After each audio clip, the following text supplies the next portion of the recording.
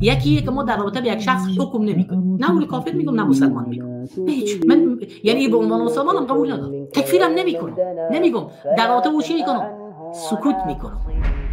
اذا كنت في حاجة مرسلا هیچی نمیگم، علی تعیین تکفیرم نمیکنم، نه این طرف میگم نه اون طرف. در رابطه با اردوغان کسی یک جا صحبت من بیاره، من گفتم باشم اردوغان مسلمان، نبی معنا که من میگم اون کافره. انسان یا مسلمان هست و یا این انسان کافر است. اگر نواقض ایمان در وجود داخل شد که گفتیم که این مسلمان نیست، به این معنی کافر است دیگه. آیا منزلت بین منزلتین هست که یک نفر نه کافر باشه و نه مسلمان باشه؟ دوستای عزیز، معتزله و خوارج اینا در عصر قدیم اینا یک عقیده خطرناک داشتن. عقیده معتزله و خوارجی بود که اول اهل سنت میگفتن ما با گناه های کبیره، مثلا یک نفر زنا کرد یا قتل کرد یا شراب نوشید، با این گناه کبیره انسان گناهگار میشه، یعنی معصیت کرده، گناه کرده، ممکن است همین گناهش ایره به شکل موقتی در دوزخ ببره، لکن این گناه ایره از دین نمیکشه. همین گناه کبیره این انسان، این عقیده سلف صالح از صحابه، تابعین، تابع تابعین و اهل سنت کلشان همین عقیده شان است که اگر یک انسان گناه کبیره را میکنه یا گناه صغیره را میکنه، این انسان کافر گفته نمیشه با گناه. یعنی ما یک زناکار کافر گفته نمیتونه. یک کسی که شراب خورده کلمه میخونه مسلمان است، با شراب نوشیدن این کافر نمیشه. اگر او را حلال بدانه کافر میشه. اما اگر نه، مثلا یک نفر از مسلمان هست، نواقض ایمان در وجودش نیست، یک دفعه شیطان سرش غلبه کرد، زنا کرد، درست است؟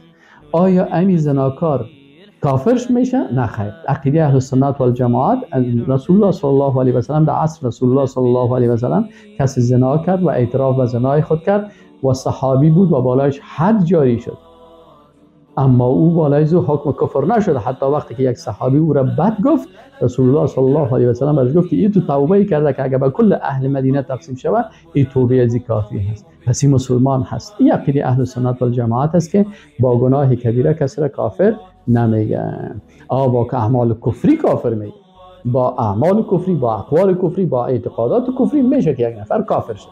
در اینجا خوارج گفتن این کافر مطلق است که جایش دوزخ است، خلاص. اما معتزله که رهبرشان واصل ابن عطا هست، این آمد از مجلس حسن بصری اعتزال کرد. این عقیدهش چی بود؟ که او آمد گفت که یعنی کسی که مرتکب گناه کبیره هست، گفت این در بین منزلتین است، او در منزلت است بین منزلتین. چی معنی منزله بین منزلتین؟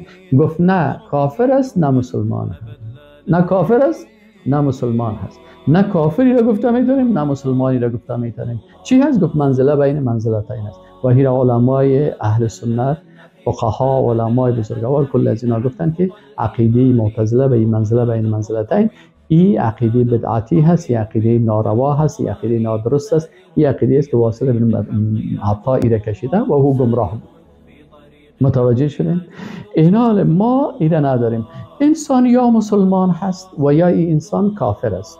مسلمان هست وقتی که در وجود از او آمنت بالله و ملائکته و کتبه و رسوله و الیوم الاخر و به تمام آن چیزی که از مؤمن بهی است به او ایمان داشته باشه و در وجود از او نواقض ایمان نباشه.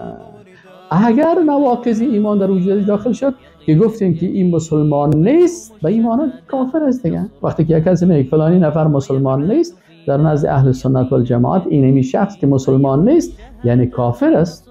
یک کسی میگه تو مسلمان نیستی، به این معنی که تو کافر هستی، چون اسلام وقتی که به تنهایی استعمال میشه کل دین شامل میشه. وقتی که میگه این مسلمان نیست، به این معنی که این مسلمان نیست یعنی کافر است. از این خاطر ما گفتن نمیتونیم که این فلانی شخص نه مسلمان است نه کافر است. این همو عقیده معتزله واره میشه که مثل منزله بین منزلتین. اما کسی که مثلا کفرش ثابت باشه او را کافر میگیم کافر است.